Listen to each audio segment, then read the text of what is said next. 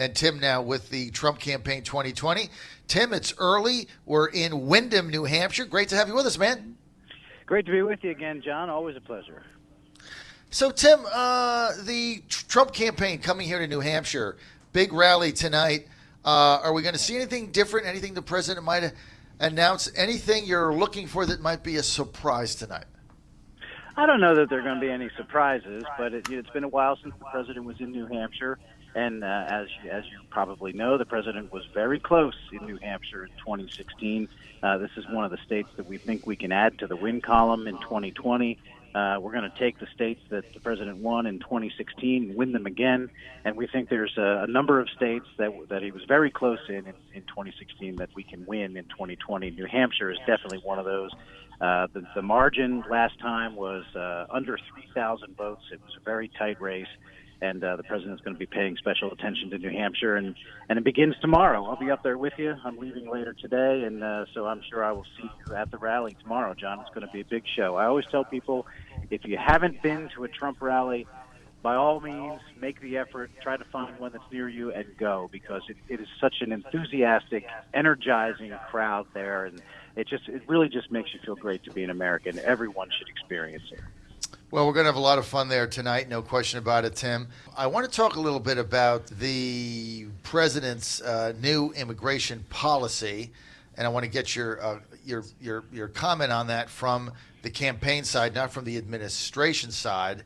And I'm gonna run, Carol. Let's get cut 4. Here's Senator Hirano from Hawaii, blasting Trump's new immigration policy that basically says if you're going to be an immigrant and you're going to get your green card extended or you're going to apply for U.S. citizenship, you have to be able to be employable, because taxpayers shouldn't be paying for you to come into the country and go on welfare, Medicaid, food stamps, or something else. There's 7 billion people in the world, and if everybody did that, well, there'd be no country. The whole thing would blow up. Not anything different than the president said in the campaign, but it's always amazing to me, Tim, when he actually follows through on one of his promises that there's a universal outrage from the Democrats. Like, What did they think was going to happen? They're consistent. I'll give them that. They're consistent. They're consistent. All right, let's get we love to give equal time to the Democrats, so let's get Senator Hirono on Trump's immigration policies. Kara, cut 4. Enter the country. This is yet another assault on immigration and immigrants, and now with these new rules, it's going to be harder for people to stay in our country, and it's going to be harder for people to come into our country. And all this talk about we're not taking anything off the Statute of Liberty, please, BS. That's all I can say. The last time I was at the Statue of Liberty, and I'm from New York, Tim, the last time I was there was nothing on the inscription that said, come to this country and go on welfare. Like, where did I miss that? Yeah, it's not on there. I would give the Democrats more credit if they would simply be honest, because what they are calling for, if you're opposed to the idea that immigrants who come to this country through the legal process ought to be able to pursue the American dream, which means self-sufficiency, right? The American dream was never about coming to America and instantly going on to our social programs, welfare and food stamps and so on. That's not what the American dream is. But if the Democrats are really calling for open borders, let everybody come in, and then let the taxpayers take care of them by giving them food stamps and welfare benefits and free health care, and just let everybody in and let the taxpayers just pick up the tab for everything, then say so. Be honest about it and say so, because if you oppose the notion that people who come to this country ought to be contributing members of our society and actually contribute to the fabric of America and not just come and live on the taxpayer dime, if you think that's what immigration is for, then you can't possibly be against these rules. And let's not forget that the idea of a public charge, that's what these rules are about. Public charge meaning that the taxpayers, the public takes care of you. You become a charge of the taxpayers. That's an idea that's been in our federal immigration laws since the 1880s. It goes back well more than 100 years. And this law that the president is now going to actually enforce for the first time was signed into law by Bill Clinton, who's like the patron saint of all Democrats, right? So it wasn't objectionable when Clinton signed it. It's only somehow objectionable now that Donald Trump decides, you know what, it's time for the federal government to actually enforce it. And what in the world is wrong with saying that people who come to this country shouldn't automatically be able to go onto our social safety net? And that is not what our immigration system was designed for, to attract people to come here, to increase and to better our society, is what we should be all about. We have 1.2 million immigrants roughly right now who come to this country legally every single year. What if all of them came and instantly went on welfare? What would happen to our federal treasury? What would happen to those social programs? I mean, that's a question the Democrats never answer. Well, you would transform the country into a bankrupt Venezuela.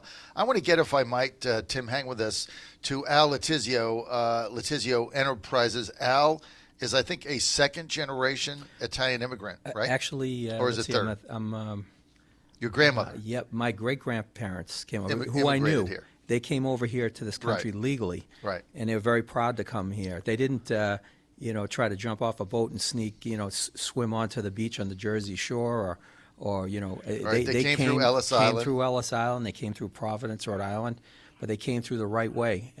They came here and they got a job. Yeah, they came in and they were very proud. They had a sponsor.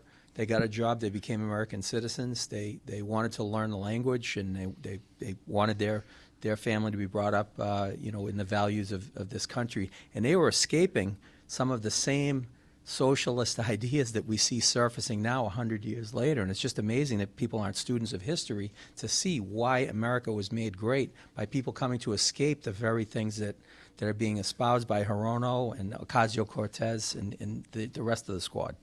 Well, Tim, Murtaugh. And Gene Shaheen, by the way. Well, yeah, that's one of the issues. Many of us, myself, too, both of my grandparents immigrated here from Germany legally, and they got jobs washing dishes or laying bricks or whatever for 50 cents an hour. They did what they had to do in order to make it in America.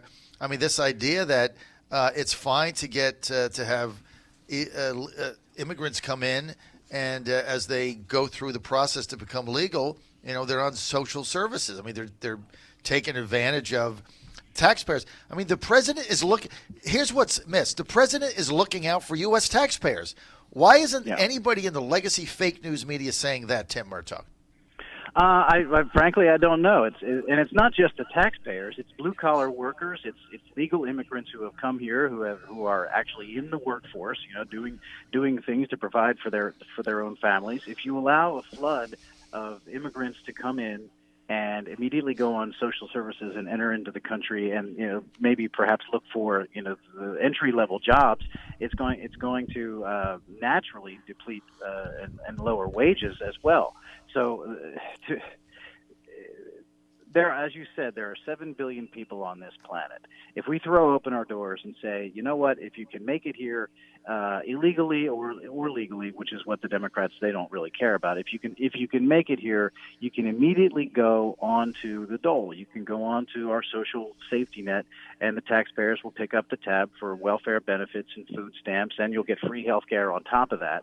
That is just the biggest welcome mat that you could throw out to anyone from any country in the world to just come here. Not only will we not stop you from crossing the border, we won't treat that as a crime anymore, but when you get here, we'll roll out the red carpet and provide you all these benefits. I mean, if that isn't, putting the light on and saying, come on in, I don't know what is. And then when people begin to make that 1,000-mile journey all the way through Mexico up to try to cross our southern border illegally, which is a very dangerous journey, bringing children with them in many cases, when that actually turns deadly, because it is a very risky journey, the Democrats act shocked, and somehow that's President Trump's fault, when in fact it's the Democrats and the policies they're espousing that is enticing people to make that journey. So the whole thing, their entire stance, just feeds into the larger problem and continues to make it grow. And I do not understand how they cannot possibly see the faults with their holistic approach to immigration is to not enforce anything and reward everybody at the other end. It's astounding. I want to get Al's comment here. Al, you were just talking earlier about your great grandparents coming. I mean, what do you think of the idea of, of immigrants coming to the United States, applying for a green card? They come here, then they're applying for extension or they're applying for citizenship, and they've been taking advantage of the welfare system, food stamps, welfare, Medicaid. I mean, they're not self-sufficient, which the president has said he wants a merit-based immigration system for legality, like Canada or like Australia, where in order to get in, you have to have a skill and be able to get a job and contribute to the betterment of society. I mean, what would you think if your grandparents came here, got off the boat, and immediately got on welfare? John, you're talking about immigrants who came to this country who used to wash the street in front of their house, in front of their tenement building, sweep it, wash it. That's to, right. To have that little patch of land that they had that was their own look beautiful, because that was their contribution to making America great or making America beautiful. They're very, very proud of what little they had. And they didn't ask anything from anybody else. What they were doing is they wanted just an opportunity to show what they could do. They didn't ask for a guaranteed minimum wage. They didn't ask for something like that. They just wanted a shot. They just wanted a starting point. And that is really what has been the key to making our country what it's been over all these years. I think it's terrible that the Democrats continue to conflate immigration and illegal immigration as though they're synonymous. They really are not. And let's face it, the whole reason they're doing that is they know that they're going to get extra votes if these folks can be allowed to vote without an ID. I mean, that's really what it's all about. If they can turn a state like Texas over, it totally changes the dynamic of any type of national election. And that's really what it's all about. Tim John, Murtaugh. let's also not forget that this is the exact same reaction that Democrats always have when we try to say, you know what, people, American citizens who are receiving, say, food stamps or welfare ought to work in exchange for those benefits and not just sit and do nothing and collect those benefits. The Democrats get outraged that we would dare ask people to actually do something in exchange for public benefits. It's the same reaction. Exactly the same. And it is kind of odd when you look at the Democrats that don't want people to be able to have the opportunity to contribute in some way to get something. You know, the other irony of what they do is, of course, when President Obama, at his height, we called him the food stamp president because you had the highest number of people on food stamps in the history of America. In fact, they used to run ads on the radio encouraging people to apply for food stamps in various states that he was trying to win. I mean, this is how sick the thing was.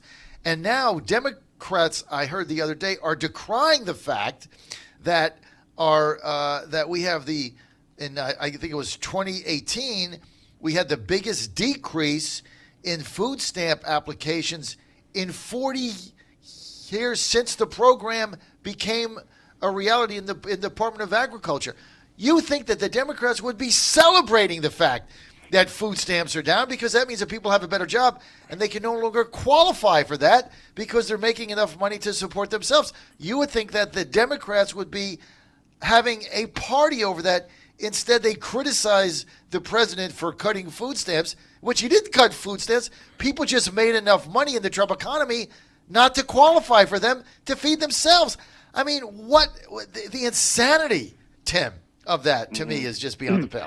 Well, they're very creative in ways that they can find to criticize a strong economy. For a long time, they tried to say that the economy wasn't strong, that it was fictional, right? And then they tried to say that, well, it's actually the rich are doing well and the people who are on the bottom end of the spectrum are not doing well. And that's not true, because wages are rising for the bottom 50%. Twice as fast as they're rising for the top 50%. So that wasn't true. And then, of course, they fall back on, the economy is actually good, but it's actually Barack Obama who did it, right? Well, 10 minutes ago you said the economy was bad, so make up your mind. And so now here's more empirical evidence that food stamp use is falling. That means, as you just said, that means that people are making more money and they no longer qualify or need food stamps. That should be good news for people. Self-sufficiency is the ideal that we're shooting for here, right? Well, no, because the Democrats would rather fall back and be able to cater to victimhood and try to paint Republicans as mean-spirited, as opposed to what Republicans really want, which is for people to stand on their own 2 feet. That's what the president is all about. That's what our immigration system should be built on. People coming here, pursuing the American dream, and what that has meant for generations is hard work and the American spirit, entrepreneurial spirit, doing things to provide for yourself and your families and contributing to society, not coming here for the purpose of taking money out of the taxpayer fund. Exactly. I want to get Fred Doucette here involved for just a second. Republican member, House of Representatives, New Hampshire. Fred, we're on the line with Tim Murtaugh. Tim, a director of Trump 2020 campaign. Of course, you were saying earlier, New Hampshire is winnable for the president. Fred, how do you beat Jeanne Shaheen? That's my question. Fred, you've been here a long time. You're in local politics in the House of Representatives.